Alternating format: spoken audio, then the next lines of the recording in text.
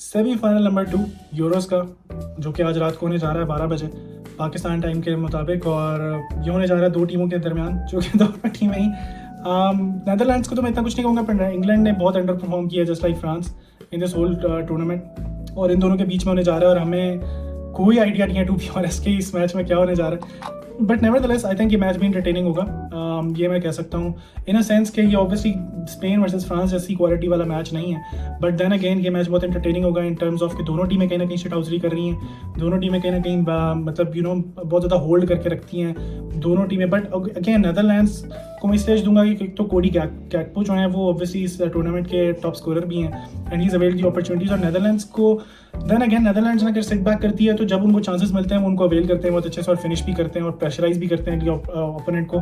तो I think Netherlands उस sense में काफ़ी बेहतर रही है। इंग्लैंड बहुत अंडर परफॉर्म की है as compared to their squad, और जो उनसे एक्सपेक्टेशंस थी उसके लिहाज से तो बहुत ही अंडर परफॉर्म किया इंग्लैंड ने। अब इंग्लैंड की कुछ लाइनअप पे और बात कर लेते हैं कि वो किस तरह का सेटअप रखते हैं, क्या करना चाहते हैं।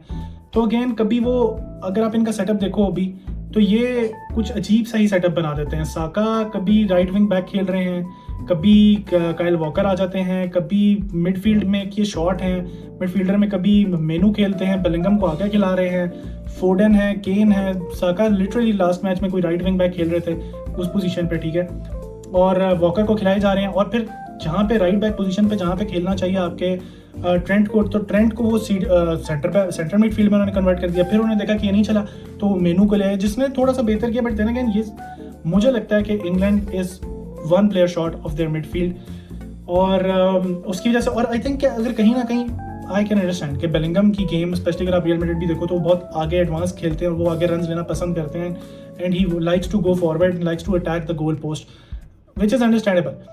बट यहाँ पे जब आपकी टीम की रिक्वायरमेंट ऐसी है कि जब आपको कोई अच्छा सेंट्रल मिडफील्डर नहीं मिल रहा, तो मैं एक्सपेक्ट करना चाहूँगा और मैं चाहूँगा कि बेलिंगम थोड़ा सा पीछे खेलें, राइस की सपोर्ट में खेलें, क्योंकि फॉरवर्ड प्लेयर्स उनके पास हैं, ठीक है। अगर वो साका को खिलाते हैं, फोडन को खिलाते हैं, केन को खिलाते हैं, तो ये वो प्लेयर्स हैं जो रन्स लेते हैं, फॉरवर्ड जाते हैं, गोल स्कोरिंग एबिलिटी इनकी आई थिंक सो बहुत अच्छी है। और बेलिंगम भी जब उनको लगे कि देयर आर स्पेसेस, अब गेम थोड़ी खुल रही है, मैं आगे रन ले सकता हूँ, तो फिर वो आगे जाएं।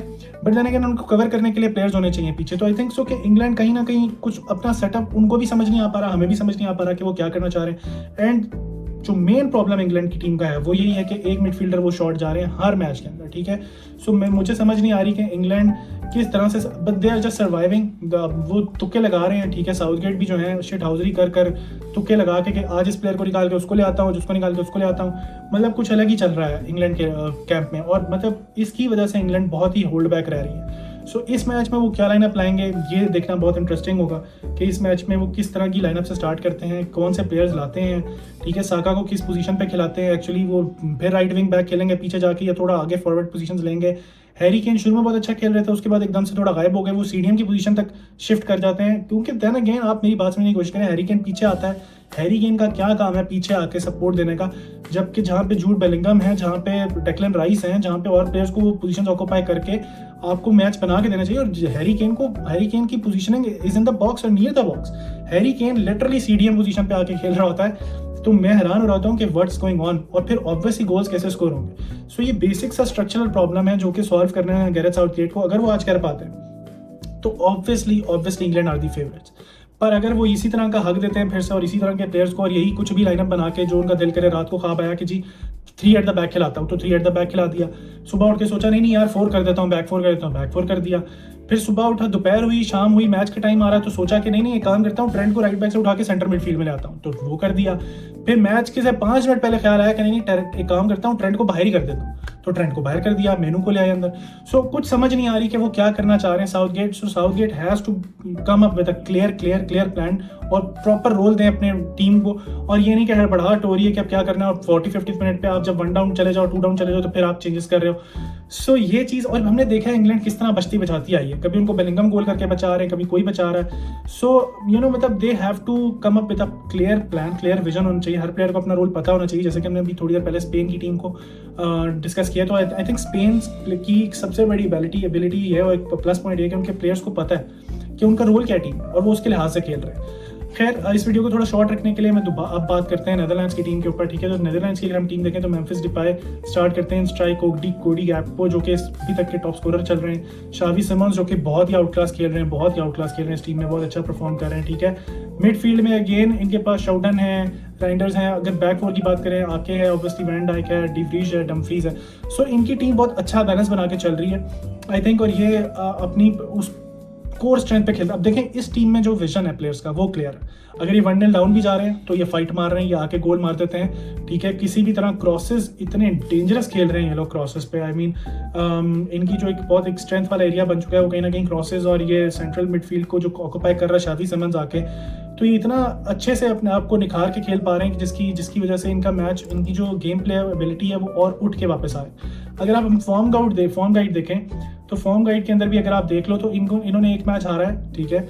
उसके अलावा ये प्रॉपर विन करते आ रहे हैं, एक मैच ड्रॉ किया है, लास्ट मैच इन्होंने 3-0 हराया था, उसके बाद टर्की को भी इन्होंने जिस तरह हराया, so Turkey was in a very good form, but Turkey को भी इन्होंने हराया, इन्होंने फाइट बैक किया, ठीक है, आफ्टर गोइंग 1-0 डाउन। और जिस तरह से वो एबिलिटी, अगेन बात है टच एबिलिटी है इनके पास, इनकी टीम बहुत अच्छी है, बैलेंस बहुत अच्छा बना हुआ है, ठीक है। और सब्स्टिट्यूशन में भी बहुत अच्छे हैं, जो बाद में आते हैं सब्स्टिट्यूशन करते हैं, और तो मे भी इनके पास भी बेंच स्ट्रेंथ बहुत अच्छी है। इंग्लैंड जैसी क्वालिटी ऑब्वियसली नहीं, बट इंग्लैंड की हमने क्वालिटी ऑन डिस्प्ले देखी ही नहीं है अब तक, तो मैं कहीं ना कहीं थोड़ा सा नेदरलैंड्स को एज दूंगा इस मैच के अंदर।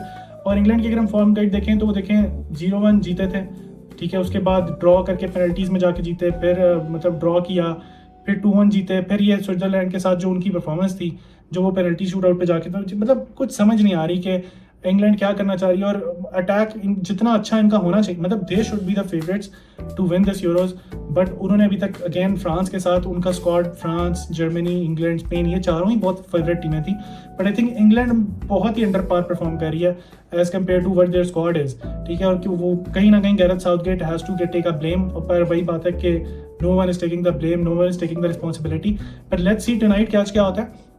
इस वीडियो को थोड़ा शॉर्ट रखूंगा क्योंकि मैच देखेंगे और उसके बाद हमें आइडिया होगा कि क्या होता है, बट मैं कहीं ना कहीं अगर अपनी प्रेडिक्शन की बात करूं तो आई थिंक सो कि Netherlands would be able to achieve something, क्योंकि जस्ट बिकॉज कि उनके प्लेयर्स के पास एक अच्छी आइडेंटिटी, एक अच्छा फॉर्म प्लान, गेम प्लान है, वो उसी पे स्टिक करके आ रहे हैं, ठीक है। They know their strength areas, they know there core areas, कि हमने कहाँ पे खेलना है, क्या किस तरह से हमने परफॉर्म करना है, हमारी टीम में रोल क्या है, एबिलिटी क्या है। इंग्लैंड अगर तो एक अच्छे प्लान के साथ आती है और एक अच्छा गेम प्ले के साथ, एक अच्छी लाइनअप के साथ, एक स्टैटिक लाइनअप के साथ आती है, Trent has to start at the right back position. अगर वो एक अच्छी पोजीशनिंग ले लेते हैं प्लेयर्स तो they have a good chance obviously to go into the final, but मैं कहीं ना कहीं for the sake of football मैं देखना चाहूँगा Spain versus Netherlands final, so let's hope for this. और आई थिंक मैंने काफ़ी एरियाज कवर किए हैं, so do let me know in the comment section if you want to know anything else about this game, about these teams, about anything else, do you have any suggestions, please drop them down in the comment section। और all the best to these two teams, let's see कि कौन खेलती है। मेरे तो obviously bye Spain के साथ है, मैं चाहता हूँ कि स्पेन ये टूर्नामेंट जीते, बट लेट्स सी कि अब ये मैच बहुत पिवटल है, सो लेट्स सी कि इस मैच में कौन सी टीम एडवांस करती है। और मिलते हैं मैच के बाद इस मैच के रिव्यू में, टेक केयर।